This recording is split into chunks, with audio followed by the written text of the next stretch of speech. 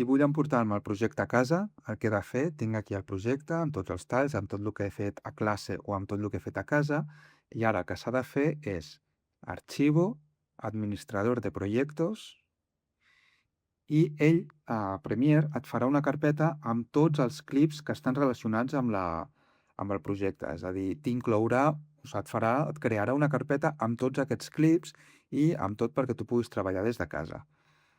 Insisteixo, si tu vols endur a casa, no es tracta de fer arxivo, guardar como i guardar-te aquí el PRProg. Si guardes el PRProg i només t'endús a l'arxiu PRProg, quan l'obris a casa no et funcionarà. Llavors, el que has de fer és Archivo, Administrador de Proyectos. Aquí s'han de tenir en compte dues coses. Primer, aquesta carpeta, Examinar. I aquí li dius on vols que et faci aquesta carpeta. Val? Li dius Examinar i li poses Escritorio.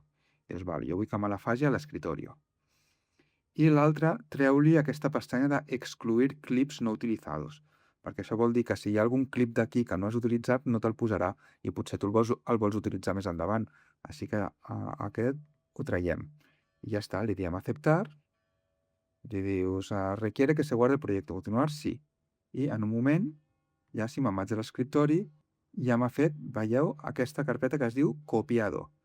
La carpeta que et crea es diu copiado i dins d'aquest copiado està tots els clips i està el PRProg. Llavors aquesta carpeta copia-la en un USB o puja-la al Drive i a casa quan obris això s'atordrà tot perfecte.